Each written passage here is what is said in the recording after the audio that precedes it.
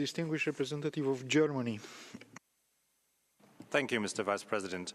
Germany condemns in the strongest terms Russia's ongoing war of aggression against Ukraine. Russian armed forces have committed atrocities and severe violations of international law, including international humanitarian and human rights law on Ukrainian soil. It also violates the human rights of its own people by shutting down civil society through repressive legislation, persecution of minorities and human rights defenders, lawyers and journalists, as well as fabricated trials, punitive prison sentences, mistreatment of prisoners, and silencing of independent media. Mr. Vice President, the end of the ceasefire in Gaza following heavy Israeli strikes is profoundly alarming.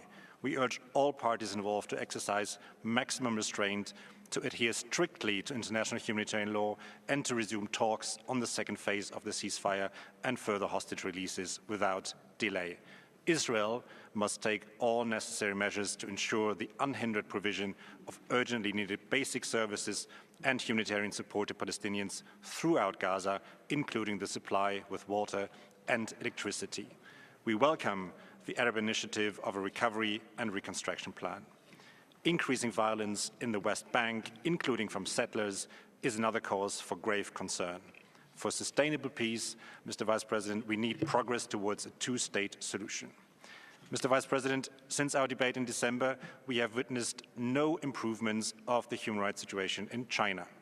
We condemn continuing violations of civil and political rights, including in the Xinjiang Autonomous Region, the Tibet Autonomous Region, and the Hong Kong Special Administrative Region.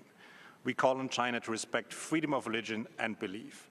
Religious communities must be allowed to choose their leaders without interference. We are also concerned about the well-being of 40 Uyghurs who were refueled from Thailand to China last month. We call on China to respect and protect their rights. Transnational repression violates the human rights of individuals and national sovereignty and must stop. In Sudan, war crimes, crimes against humanity, and severe violations of international humanitarian law appear to have been committed.